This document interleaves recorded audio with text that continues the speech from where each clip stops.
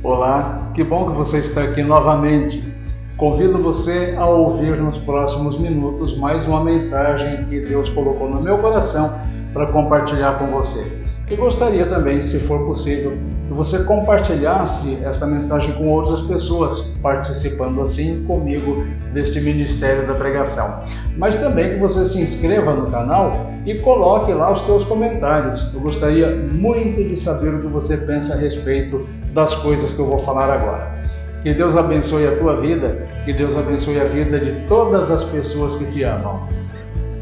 Igreja do Senhor Jesus Cristo, presente aqui no santuário em todos os lugares pela internet, paz seja contigo. Quero compartilhar com vocês hoje 2 versículos, continuando a abordagem sobre a Reforma Protestante. Domingo passado, falamos sobre a centralidade da Palavra de Deus, só a Palavra, só a Escritura. Hoje quero conversar com vocês sobre a fé, somente a fé, que é o segundo princípio dos 5 pilares da Reforma Protestante, que já tem mais de 500 anos. Hoje nós vamos refletir um pouquinho, baseados em Romanos capítulo 1, versículos 16 e 17.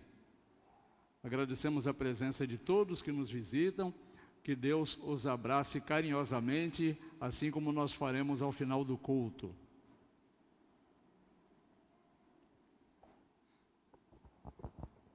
Romanos capítulo 1, versículo 16 e 17 diz assim: Pois não me envergonho do Evangelho, porque é o poder de Deus para a salvação de todo aquele que crê, primeiro do judeu e também do grego, visto que a justiça de Deus se revela no Evangelho, de fé em fé, como está escrito, o justo viverá pela fé. O título da minha meditação é, obviamente, somente a fé, que é o segundo pilar da Reforma Protestante. E nós estamos aqui para celebrar os benefícios da reforma que aconteceu na Idade Média, liderada inicialmente por Martinho Lutero, João Calvino e tantos outros reformadores importantes. Foi um movimento que reacendeu o evangelho simples da justificação pela fé, trazendo luz às mentes das pessoas naquela época. Quando Martinho Lutero escreveu as suas 95 teses e pegou um prego e um martelo e cravou na porta da catedral essas 95 teses, esse era um hábito naquela época. Hoje nós temos, por exemplo, as bancas, para exames de TCCs, teses de mestrado, doutorado. Temos ali a banca das pessoas que vão examinar os argumentos daquele que vão apresentar as suas ideias. Naquela época, como que acontecia? Lutero não foi inovador neste gesto, porque qualquer pessoa que tivesse o interesse de defender uma tese, ia chegar lá na porta da catedral e ia fixar o seu argumento ali. E a igreja, então, que dominava todas as ciências da época, daí a teologia ser considerada naquela época de ciência mater, ou seja, a mãe de todas as ciências, aceitava examinar as teorias daquela pessoa. E isso acontecia em praça pública. Tinha lá um lugar, um coreto, onde os principais se assentavam ali e publicamente era feito isso. Então a pessoa interessada apresentava os seus argumentos, as pessoas da igreja ouvia ali e julgava se aqueles argumentos eram pertinentes ou não. Lutero, ele afixou um desafio para os doutores da igreja, não colocando apenas um argumento para discutir com os donos da teologia daquela época, mas 95. E ele fez isso a partir da sua experiência religiosa. Lutero já era um monge da igreja daquela época, que erradamente é chamada de igreja católica. Até a Idade Média não existia igreja católica ou igreja evangélica, existia a igreja. A igreja levava o nome da cidade onde ela estava. Consequentemente, a igreja de Roma se chamava Igreja de Roma. Como a igreja que estava em Éfeso se chamava a igreja de Éfeso. a partir da Idade Média e da Reforma, surgiu então os protestantes e a Igreja Católica Apostólica Romana, porque seguia então a liderança da catedral que estava em Roma. E também tinha como sua rival nessa época, por exemplo, a Catedral da Grécia, que era da Igreja Ortodoxa, que até hoje são rivais. Então é errado aquele argumento de falar a Igreja Católica foi a primeira igreja que existiu. Negativo. Essas duas igrejas surgiram a partir da Idade Média.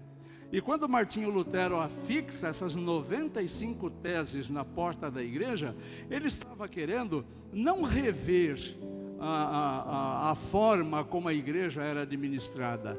Não, a corrupção da igreja incomodou sim os reformadores, mas a intenção era que a igreja voltasse à pureza e à fidelidade, à submissão dos conteúdos escriturísticos. Porque para buscar dinheiro e envolvida, embalada pela corrupção, estava valendo tudo. A igreja, a catedral, a Basílica de Roma, precisava ser concluída. E aquilo foi um dinheiro fenomenal. Então, um dos padres, o Tetzel, ele foi convocado pela igreja e foi dito ao Tetzel, saia arrecadando dinheiro para a gente concluir a construção da Basílica. Se você conseguir esse dinheiro, nós vamos promovê-lo a bispo. Tetzel sai então autorizado, por exemplo, a doutrina do purgatório. E aí ele dizia para as pessoas, quando a moeda tilintar no fundo do saco, o seu parente morto sai do purgatório e vai para o céu. Então quem tinha interesse de tirar um pai, uma mãe ou qualquer pessoa que já tivesse morrido e que estava no purgatório, tinha que colocar um dinheiro. E se não colocasse o dinheiro, a pessoa ia continuar no purgatório por alguns milhares de anos. Tinha lá a quantidade de anos que a pessoa permaneceria no purgatório. Então, se a pessoa não tivesse dinheiro, ela poderia doar uma propriedade para a igreja. Mas também Tetzel começou a vender bulas papais. Estas bulas papais eram documentos impressos, documentos escritos, perdoando o pecado da pessoa que comprasse aquela bula. Então, se a pessoa tivesse dinheiro, ela poderia comprar o perdão dos seus pecados cometidos até aquele dia. Se ela tivesse um pouco mais de dinheiro, ela poderia comprar um outro documento que perdoaria os seus pecados pelos próximos 6 meses. E se a pessoa tivesse muito dinheiro, ela compraria muito perdão. Um tempo maior de perdão, e aí ela estaria liberada para pecar, porque já estava perdoada, comprou o seu perdão. Então, esses dois quesitos, era somente um dos 2 pontos a que a igreja havia se corrompido. Quem se levantasse contra essas doutrinas na época, era chamado de herege, era chamado de protestante, porque protestava, daí o nome protestante. Então, quando essas pessoas apareciam, lá vem o protestante, já vem reclamar, porque não queria que se reclamasse. A Bíblia era proibida de ser lida pelo povo, o povo só tinha acesso à Bíblia falada pelo sacerdote nas missas, que era rezada de costa para o povo e em latim. Ou seja, as pessoas não podiam ter contato com a Escritura. E foi isso que os reformadores começaram a reclamar. Primeiro, que a igreja voltasse às Escrituras, só pregasse o que estivesse na Escritura, se não estivesse na Escritura, não pregasse. Segundo, que as pessoas tivessem acesso às Escrituras, que elas pudessem ler e elas próprias interpretarem o texto bíblico, porque esse era um outro problema. As pessoas só tinham como interpretação do texto bíblico a interpretação oficial. A igreja dizia, este texto quer dizer isto, e ninguém mais poderia reclamar, tinha que aceitar aquilo. O espírito de Lutero estava muito incomodado, e por mais que ele fazia, ele não sentia alívio no seu coração, ele não sentia o perdão no seu coração. Intensamente e cada vez mais, não só o Lutero, como os cristãos daquela época, começaram inclusive a se flagelar, se machucar, castigando a carne para ver se então encontravam algum alívio. ou então começavam a pagar mais e mais indulgências, ou fazer promessas extravagantes, como até hoje se faz. E quando foi, numa certa noite, o Lutero, lendo as Escrituras à luz de velas, ele leu exatamente este texto que acabei de ler com vocês. Exatamente este, principalmente o versículo 17. Lutero leu que o justo viverá por fé. Esse foi o grande insight. Com a leitura deste versículo, Lutero entendeu que ele não poderia fazer absolutamente nada que pudesse compensar a sua salvação, que a sua salvação dependia somente do sacrifício de Jesus, e isso foi libertador para ele. Ele percebeu e ficou convencido de que ele não podia comprar perdão, ele não podia comprar nada que estivesse no mundo espiritual, que não haveria nada que ele pudesse fazer pessoalmente pela sua salvação. Nesse versículo está então o coração pulsante da reforma, neste quesito, segundo pilar, que diz somente a fé. A justiça de Deus se revela no Evangelho, e a verdade do Evangelho é que o justo viverá pela fé. O que nós percebemos imediatamente aqui? Que a reforma não é em absoluto alguma coisa lá do passado. A reforma protestante não é alguma coisa presa à Idade Média. Ela é um chamado contínuo para todas as pessoas, para que nós vivamos o Evangelho e sejamos transformados pela nossa fé. E note que hoje, tanto quanto na Idade Média, nós temos problemas religiosos gravíssimos acontecendo em muitos segmentos religiosos. Continua a questão da compra da salvação. O Evangelho tem virado piada. Nós vemos videozinhos de todo tipo de manifestação religiosa que se denomina cristãos, fazendo coisas tão absurdas que a gente ri de vergonha. E o nome de Cristo continua sendo enxovalhado. Cada absurdo mais absurdo do que o outro absurdo. Isso faz com que alguns poucos cristãos autênticos acabem ficando envergonhados do próprio Evangelho. Lutero também observou isso. A dificuldade existe para todos os crentes, e não só para os crentes do tempo de Lutero, não só para os crentes do tempo de Paulo. Tanto é que Paulo escreveu no versículo 16, que nós lemos agora há pouco, Paulo já começa dizendo: eu não me envergonho do Evangelho de Cristo, eu não me envergonho. Se nós achamos que hoje a cultura é hostil ao Evangelho, se nós achamos que hoje a cultura é hostil ao religioso, ao cristão, ao evangélico, ao protestante, muito mais na época do Paulo, muito mais. Tão hostil na época do Paulo como na época do Lutero. As pessoas eram queimadas vivas em fogueiras porque se atreviam a desobedecer aquilo que a igreja ensinava, queimadas vivas. No tempo do apóstolo Paulo, e esse é um outro absurdo que eu vi outro dia na internet, mas enfim, a gente paga a internet por essas coisas, né? Já diz o ditado.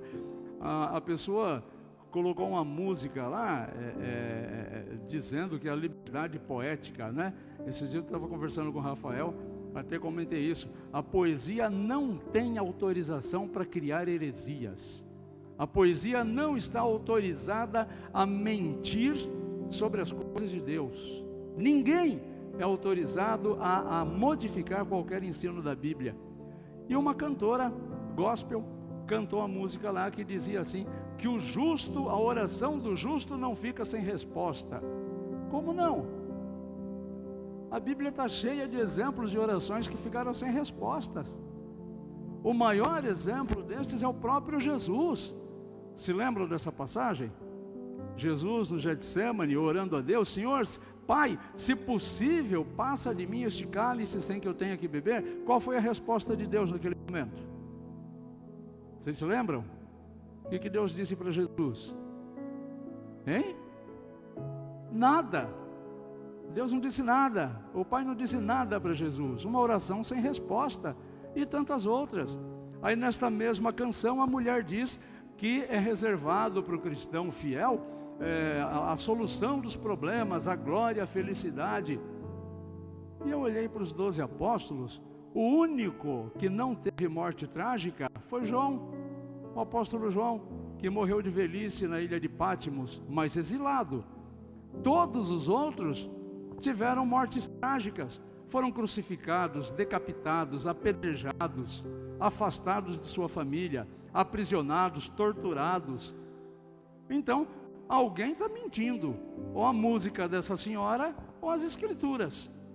Eu prefiro achar que as escrituras são verdadeiras, então não é a escritura que tem mentido. A questão é que, por vergonha do evangelho, algumas pessoas são levadas a viver um cristianismo de agente secreto, porque tem vergonha de manifestar a sua fé, tem vergonha de se posicionar. A maioria de nós hoje tem vergonha de protestar, e nós somos o quê? Protestantes. Presbiteriano não é evangélico. Às vezes eu vejo o presbiteriano dizendo: eu sou evangélico. Nós não somos evangélicos, nós somos protestantes. E a nossa raiz seria denunciar toda sorte de heresia e toda sorte de injustiça. É isso que o protestante faz. Mas isso custa caro. Isso custa o preço pesado que se cobra pela lealdade a Jesus. Então o que é melhor? É ser um crente agente secreto. Como eu disse domingo passado, né, do camaleão que fica da cor do ambiente, e que isto não era sobre camaleão. Porque o cristão, ele não pode jamais ficar da cor do ambiente. Não significa que o cristão não possa ter vida social. Ele pode e deve ter vida social, mas ele deve ser luz onde quer que ele esteja. Eu tenho certeza que vários de vocês já passaram por situações do tipo, uma pessoa vai até você e diz assim: posso conversar com você? E essa pessoa acaba se abrindo contigo. O que essa pessoa viu de diferente em você para abrir o coração dela e pedir a tua orientação, pedir o teu conselho? Ela viu em você a luz do Espírito Santo, viu em você a confiabilidade de uma pessoa que serve a Jesus. Então essa pessoa quer ouvir palavras de esperança, como diria Jesus, não palavras de julgamento, não palavras de acusação, não palavras de censura, porque quem comete um erro já sabe que cometeu um erro.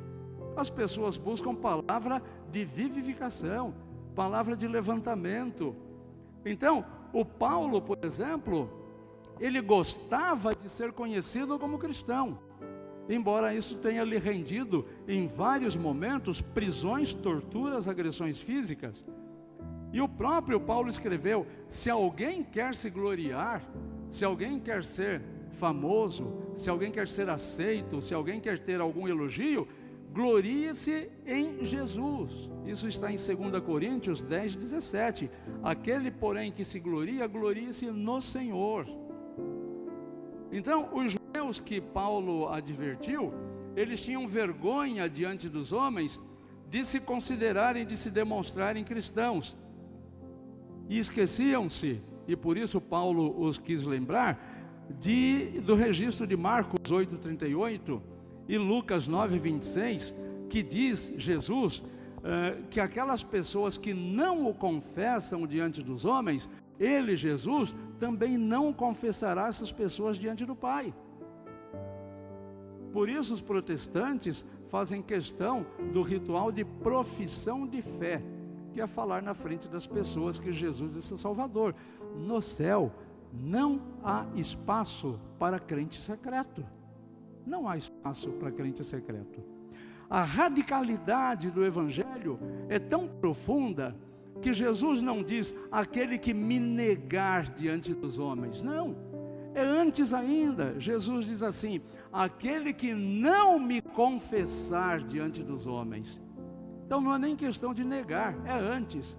É aquele que se omite como cristão, como cristã. Esta pessoa Jesus não confessará diante do Pai. Essa é a crise para muitos cristãos. Eles querem ser cristãos, mas não querem pagar o preço de ser cristão. E usam argumentos do tipo, que nós ouvimos constantemente também: você quer ser mais santo que o próprio Deus. Você já ouviu isso? Quando você vai falar de fé, as pessoas ficam muito aborrecidas. Te chamam de santarrão, de santarrona, de santinha, santinho do pau oco. Ah, você é melhor que todo mundo agora? Você nem fala de inferno, a pessoa mesmo já complementa. Ela diz assim, então quer dizer que você vai para o céu e eu vou para o inferno? Aí a gente diz, quem está falando de inferno é você, né? Eu particularmente nunca digo para a pessoa que ela vai para o inferno, até porque isso não é problema meu. Mas em alguns casos eu digo, olha, é perigoso você não ir para o céu. Mas se ela vai para o inferno ou não, isso é um problema de Deus e dela. Não é um problema que sou eu que vai resolver.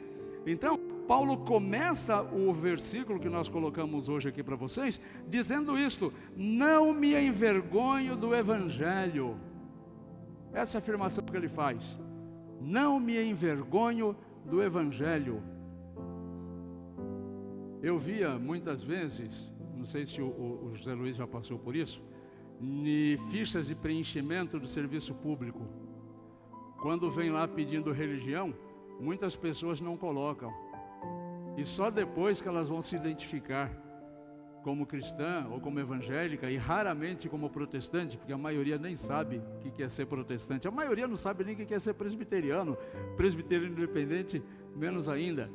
Mas as pessoas não colocam que são cristãs, porque vem aquela desculpinha, ah não, mas religião, política e futebol não se discute. Hoje, no século 21, o Evangelho ainda é visto como uma coisa louca, ainda é visto. E quem segue o Evangelho e quer ser leal ao Evangelho, igualmente é considerado como louco, fanático, carola. São os nomes que se dão para as pessoas que querem ser leais a Deus. Para as pessoas que são leais ao mundo, aos vícios, aos maus costumes, à prostituição, ao adultério, aí não tem adjetivo pejorativo nenhum. Se a pessoa é desonesta, ela é esperta.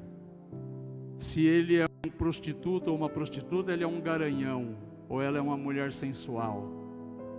Se ele é um beberrão, ele é sociável.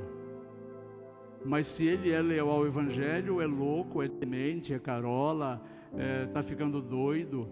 Se ele quer estudar teologia, já vem alguém e diz assim, cuidado que a letra mata, o Espírito vivifica, né? Então essas coisas do dia a dia. Esse poder e essa independência são exaltados a partir de pessoas que não têm compromisso com Deus. E essa luta espiritual é tão importante e tão contundente, que nós somos levados a querer sermos populares e agradáveis a pessoas que fazem parte do grupo que mataram o nosso Senhor. Não é estranho? Só que isso nos leva para um outro momento. Paulo, mesmo sabendo de todas essas coisas e das dificuldades que ele tinha na época dele, ele ensinava isso: nós não podemos nos envergonhar do Evangelho de Cristo. Mas quando ele afirma isso, nós temos que perguntar, por que, Paulo? Por que nós não podemos nos envergonhar do Evangelho de Cristo? Por que eu tenho vergonha de carregar uma Bíblia na mão? Por que eu tenho vergonha, Paulo? Ou por que eu não deveria ter vergonha de parecer cristão? Paulo responde, porque o Evangelho é o poder de Deus para a salvação de todo aquele que crê, do judeu e também do grego. Eu já ensinei que grego era todo mundo que não era judeu. Então é para a salvação do judeu e nós aqui que não somos judeus. O Evangelho é a salvação, que tem a mensagem de salvação. Ou seja, em nenhum outro lugar a mensagem de salvação confiante. E a palavra grega utilizada aqui é dinamis, que é a raiz da nossa palavra, por exemplo, dinamite. E dinamite faz o quê? Explode. Então a transformação do Evangelho na vida de uma pessoa causa uma explosão de modificação. Ninguém é a mesma pessoa quando teve um encontro real com Jesus. Ninguém que teve um encontro de verdade, verdadeiro com Jesus, é a mesma pessoa. Continua a mesma pessoa quando tem um encontro com a religião, com a igreja, aí pode continuar sendo a mesma pessoa e por muito provavelmente continuar sendo a mesma pessoa. Mas o encontro com Jesus, ninguém é a mesma pessoa depois desse encontro. O Evangelho tem esse poder de transformar vidas de uma maneira que nenhuma outra instituição humana tem, nenhuma outra. Eu desafio qualquer pessoa, como eu já conversei com vários companheiros, e o desafio é este: me mostra aí um número de pessoas que a instituição que você representa transformou de verdade. E eu te mostrarei milhões de pessoas na face da terra e na história da humanidade transformadas de verdade pelo poder do Evangelho, a ponto da própria palavra de Deus dizer: aquele que roubava não rouba mais, aquele que mentia não mente mais, aquele que matava não mata mais, porque foi transformado de verdade. Não é só uma pausa no pecado, é uma transformação. É mais ou menos assim: imagina um homem que viveu a vida inteira numa caverna escura. Aí chega alguém e dá de presente para essa pessoa uma lanterna muito possante. Quando ele liga essa lanterna, essa luz vai ofuscar, vai incomodar, vai deixar ele desconfortável. Mas se ele ligar essa lanterna novamente, cada vez que ele acessa essa lanterna vai iluminar a escuridão onde ele vive e vai mostrar o caminho de saída do fundo da caverna. Assim é o Evangelho. Num primeiro momento, o Evangelho denuncia o nosso pecado e causa-nos um desconforto. Mas logo depois, quando insistimos no contato com o Evangelho de Jesus, nós vamos sendo purificados e vamos encontrando saída para sairmos do fundo das nossas cavernas. A Reforma Protestante trouxe à tona essa verdade de que a salvação é pela fé e não pelas obras, e é acessível a todos, acessível a mim, acessível a você, independente do que nós somos, de quem nós somos, de onde nós viemos ou da nossa bagagem cultural, social e até mesmo espiritual. A salvação que é oferecida por Jesus nos alcança e nos impacta em qualquer ambiente, seja quem quer que nós sejamos. Mas como Paulo disse, nós estamos sujeitos a uma correçãozinha do texto bíblico. Esta fé é vivida de forma diferenciada pelo justo, por aquele que a palavra de Deus justifica, e não para todas as pessoas. E o que é esse justificar ou ser justificado pela palavra de Deus? Esse é um princípio da reforma, meus irmãos, que deve alegrar os nossos corações, porque traz paz, traz leveza. E o ensinamento é o seguinte: você, assim como eu, não podemos fazer absolutamente nada pela nossa salvação. Nada. Não adianta você jejuar pela sua salvação, não é assim que você vai consegui-la. Não adianta você entregar a sua casa para o pastor, não é assim que você vai conseguir a salvação. Não adianta você entregar todo o teu salário, também não é desse jeito. Não adianta você fazer coisas mirabolantes com a tua vida, se esforçar muito, se dedicar. Nenhum dos teus esforços são suficientes ou é suficiente para você alcançar salvação. Só existe um meio, um único meio para que você alcance salvação, e não depende de você, que é a travessia desta vida para outra vida, na pessoa de Jesus Cristo. Então a igreja, nenhuma delas te salva, embora algumas ensinem isso, que se você não pertencer a esta igreja, você não vai ser salvo. Se você estiver fora da arca, você está condenado. Se você não for batizado aqui, você é um pagão. A Escritura nunca ensinou isso. O que Jesus diz é: ninguém, o termo é absoluto, ninguém vem ao Pai se não for por mim, disse Jesus. E quando que nós somos justificados? Já que o nosso pecado nós não podemos nos lavar, não podemos nos limpar dele. Nós somos justificados porque agora, quando Deus olha para a gente, Ele olha através de Jesus. Então quando ele olha para você, ele está vendo Jesus.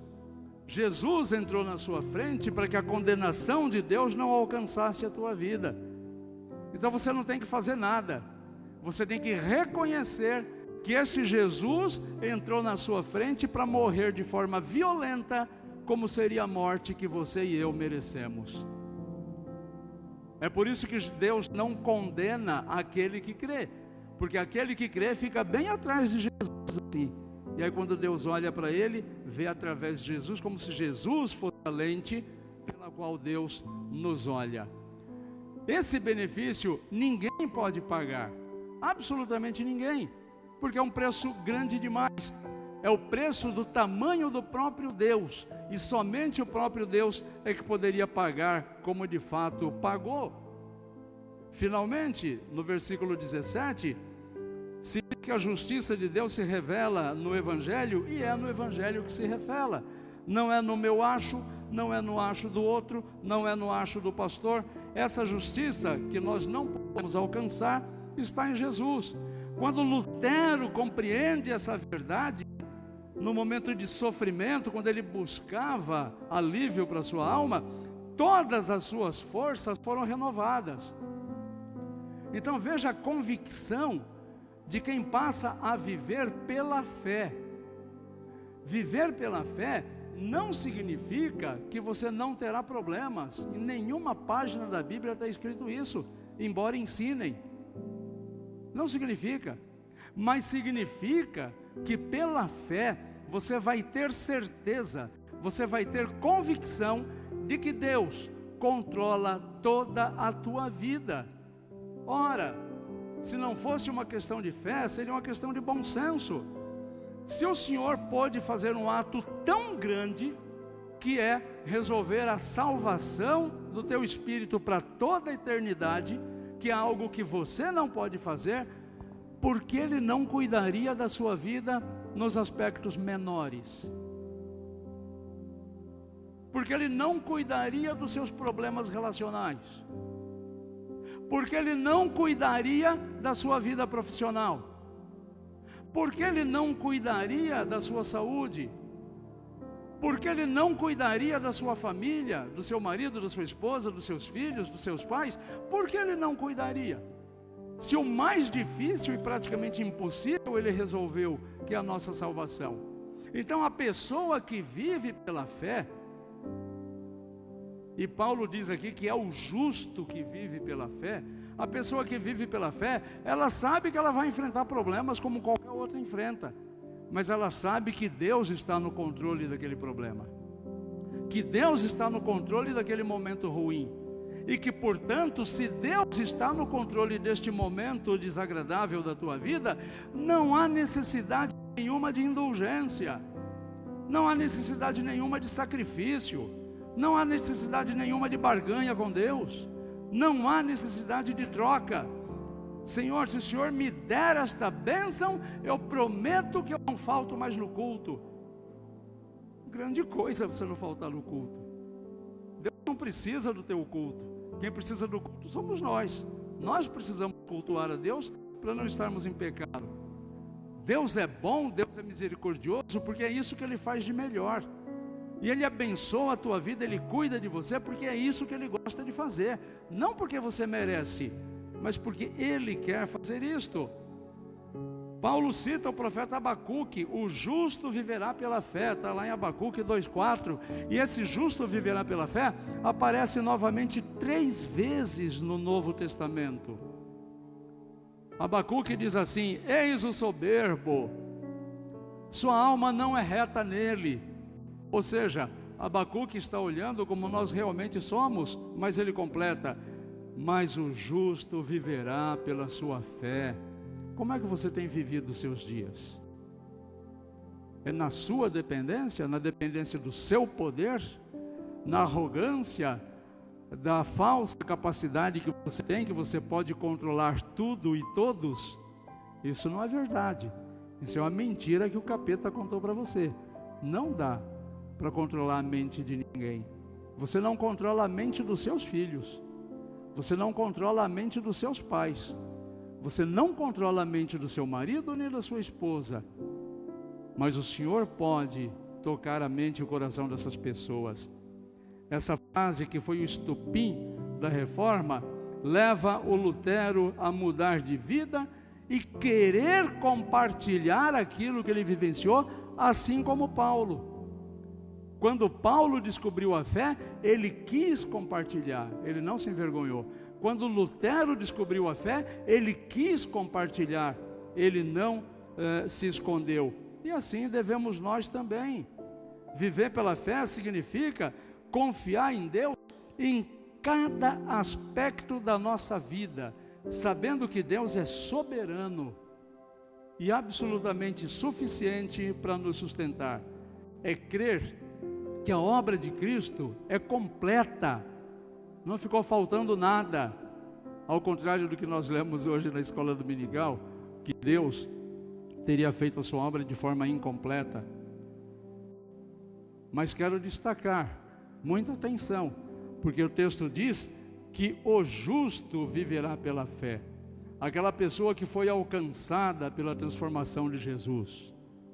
Finalizando, meus queridos irmãos e irmãs, quando nós celebramos a reforma protestante neste aspecto de somente pela fé, nós devemos nos lembrar que o mesmo poder que transformou Paulo, o mesmo poder que transformou Lutero e trouxe um avivamento à igreja da Idade Média, a igreja no decorrer da história, também está disponível para nós hoje, está disponível para mim, está disponível para você e para toda a sua família. E o desafio para esta noite, que nós estamos meditando nesta expressão, somente a fé, seja uma grande oportunidade de nós não nos envergonharmos do Evangelho, mas proclamarmos o Evangelho com ousadia, vivendo pela fé em Jesus, não pela fé em homens limitados como nós, homens com prazo de validade como nós. Como cristãos e como igreja reformada, que nós sejamos continuamente reformados pela palavra de Deus, firmes na verdade de que o justo, ou seja, o justificado pelo sangue de Jesus, viverá de fé em fé, de vitória em vitória. E se você está aqui hoje e ainda não experimentou de verdade, eu digo de verdade, porque quem experimenta de verdade sabe que experimentou, e quem não experimentou de verdade sabe que não experimentou de verdade o poder transformador do Evangelho. Eu convido você, de uma vez por todas, a crer em Jesus. Jesus é o único caminho para a salvação, e é somente pela fé na sua obra que nós podemos ser declarados justos diante de Deus. Então veja a importância desta expressão, somente a fé, somente a Escritura. Que Deus nos abençoe.